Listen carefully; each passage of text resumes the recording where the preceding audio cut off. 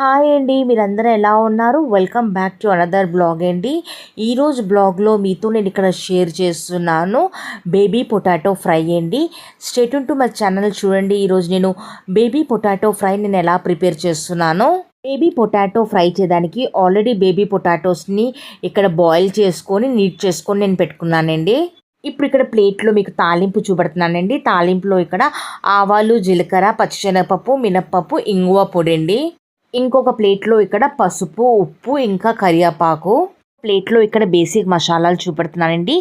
Basic మసాలాలో ఇక్కడ కారపొడి, జీలకర్ర పొడి, ధనియాల పొడి, ఇంకా ఆమ్చూర్ పౌడర్ ఉంటుంది కదా, డ్రై మ్యాంగో పౌడర్, కొద్దిగా పులుపు కోసం, ఇంకా ఇక్కడ గరం మసాలా తీసుకున్నానండి.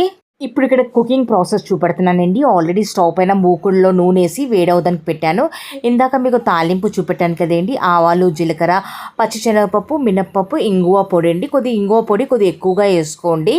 చూసారు కదా. ఇప్పుడు దీన్ని ద్వారగా మనం ఫ్రై చేసుకుందాం. ఇక్కడ కొద్దిగా ఇంగువ పౌడర్ కొద్దిగా ఎక్కువగా వేసుకోండి. ఇప్పుడు చూసారు కదా, మంచిగా ఫ్లిప్ చేస్తూ నేను దీన్ని ఫ్రై చేసుకున్నాను. ఇప్పుడు ఇక్కడ పచ్చిశనగపప్పు, మినప్పప్పు కూడా కొద్దిగా కలర్ చేంజ్ అయిపోయింది కదా. ఇప్పుడు మనం దీంట్లో ఆల్రెడీ బేబీ పొటాటోస్ని నేను బాయిల్ చేసుకొని పెట్టుకున్నాను కదా. ఇప్పుడు దీంట్లో నేను బేబీ పొటాటోస్ని వేసి దీన్ని ఇప్పుడు మంచిగా మనం ఫ్లిప్ చేస్తూ కలుపుకుందామండి. ఇప్పుడు ఈ బేబీ పొటాటోస్ని మంచిగా తాలింపులో ఫ్లిప్ చేస్తూ ఒక 3 minutes వరకు దీన్ని కంటిన్యూస్గా మంచిగా మనం కలుపుకుందామండి. ఇప్పుడు ఇక్కడ చూసారు కదండి, తాలింపులో ఇక్కడ బేబీ పొటాటోస్ని ఫ్లిప్ చేస్తూ మంచిగా కలుపుతూ ఇక్కడ ఒక 3 minutes అయిపోయిందండి. 3 minutes వరకు మంచిగా దీన్ని ఫ్లిప్ చేస్తూ కలిపాను. 3 minutes మంచిగా కలిపిన తర్వాత ఇప్పుడు నేను దీంట్లో పసుపు, ఉప్పు, ఇంకా కరివేపాకు నేను వేస్తున్నానండి.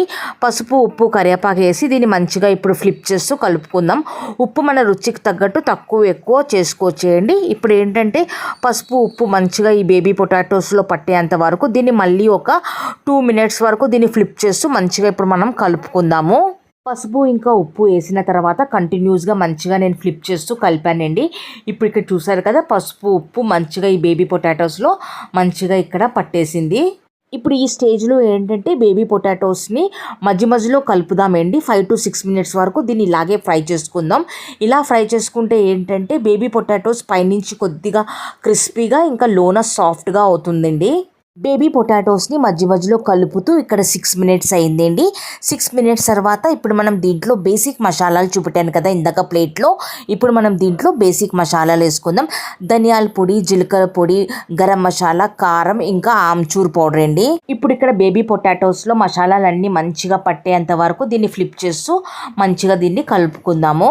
ఇప్పుడు ఇక్కడ చూసారు కదండి, బేసిక్ మసాలాలు వేసిన తర్వాత ఫ్లిప్ చేస్తూ మంచిగా నేను కలిపాను. ఇప్పుడు చూసారు కదా, బేబీ పొటాటోస్లో మసాలాలన్నీ మంచిగా పట్టాయి కదా. మసాలాలన్నీ వేసిన తర్వాత కంటిన్యూస్గా మంచిగా ఫ్లిప్ చేస్తూ కలిపిన తర్వాత ఇప్పుడు స్టవ్ పైన ఒక 2 minutes వరకు దీన్ని ఇలాగే మనం వదిలేద్దామండి.